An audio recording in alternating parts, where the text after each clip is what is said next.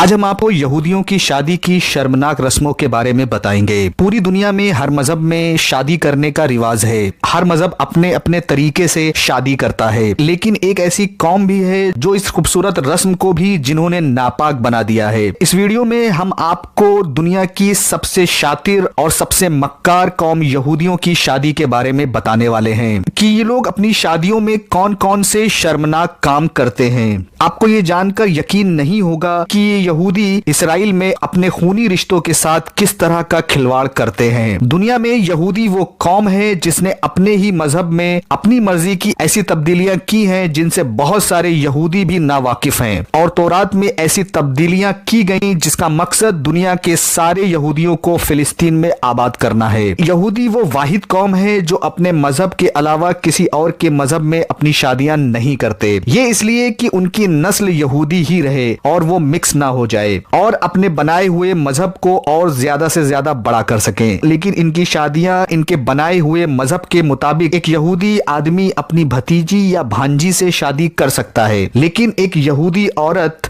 अपने भाई या बहन के बेटे से शादी नहीं कर सकती। इनकी शादियों में दुल्हन अपने पूरे बदन को छुपाती है, यहाँ तक कि अपने चेहरे को भी छिपाती है, ताकि शादी में मौजूद मेहमान दुल्हन को ना देख सके और वो ना जान सके कि ये कौन है। इनका रबी इनको दुआएं देता है और ये उन यहूदियों में ज्यादा है जो अपने मजहब को सख्ती से अमल करते हैं। यहूदियों का मानना है कि 12 साल का लड़का और 12 साल की लड़की भी शादी कर सकते हैं। इनका सबसे शर्मनाक अकीदा ये है कि एक मर्द दूसरे मर्द से, एक औरत दूसरी औरत से शादी कर सकते हैं, जिसे होमोसेक्सुअल शादी भी कहा जाता है। और इस अकीदे को इन्होंने दुनिया के कोने कोने में फैला दिया। लेकिन इनमें ऐसे भी यहूदी हैं जो इन शादियों के खिलाफ भी हैं और इस बात को अपने मजहब के खिलाफ समझते हैं। ज्यादातर यहूदी दूसरे मजहब में शादी करने के खिलाफ हैं और इनका एक अजीबो गरीब अकीदा ये है जो इन्होंने खुद अपने ऊपर मुसल्लत किया है। वो ऐसी औरत के बारे में है जिसका शौहर मर चुका हो लेकिन उसकी कोई औलाद नहीं हो,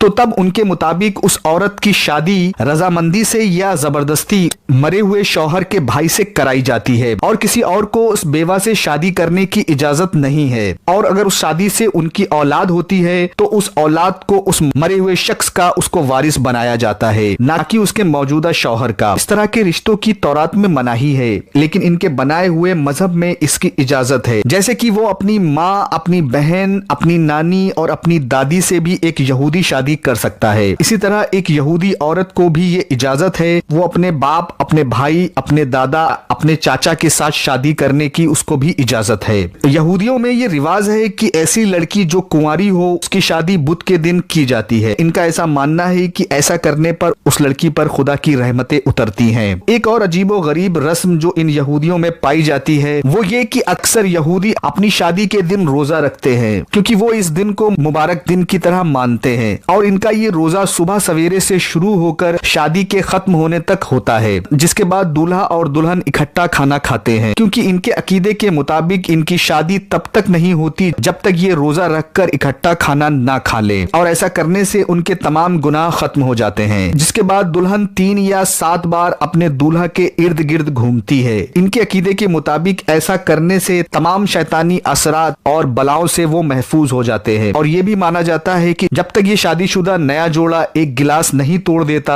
तब तक उनकी शादी मुकम्मल नहीं होती। और इसके पीछे यहूदियों का मानना है कि वो ऐसा करने से अपने दरमियान तमाम हदों को खत्म कर देते हैं, और ये इनके लिए एक सबूत के तौर पर लिया जाता है कि ये दोनों मरते दम तक तमाम मामलात में एक दूसरे के साथ रहेंगे। यहूदियों में एक से ज्यादा शादियों की इजाजत है, लेकिन इनकी तादाद की कोई लिमिट नहीं है, यानी एक यहूदी जितनी मर्जी चाहे शादी कर सकता है। यहाँ तक कि इनका कोई रबी इनको शादियों से मना कर दे तो वो शख्स फिर तमाम उम्र शादी नहीं कर सकता। यहूदियों में तलाक का भी एक अजीब रिवाज है, वो ये कि अगर कोई शख्स अपनी बीवी को तलाक देना चाहता है वो बिना किसी वजह के अपनी बीवी को तलाक दे सकता है। तलाक की सूरत में वो शख्स अपनी बीवी को तुरंत अपने घर से निकाल सकता है और कोई शख्स उससे ये नहीं पूछ सकता कि उसने अपनी बीवी को तलाक क्यों दिया है। तलाक के बाद ये लोग खिंजीर, ऊंट और खरगोश का गोश्त नहीं खा सकते, यहाँ तक कि ये लोग किसी भी किस्म की मछली भी नहीं खा सकते। इनके लिए वही खाना हलाल होता है जिसे छीला गया हो। बड़े बड़े स्टोर्स में लेबल लगाकर इन्हें रखा जाता है ताकि जो लोग तलाकशुदा हैं वही लोग इन चीजों को खरीद सके। यहूदी अपने मजहब के शख्स के सिवा किसी और मजहब के शख्स के साथ खाना खाने को बुरा समझते हैं। यहूदी अपनी इबादत करने से पहले सिर्फ अपने हाथों को धोते हैं और फिर एक बड़ी चादर अपने कंधों पर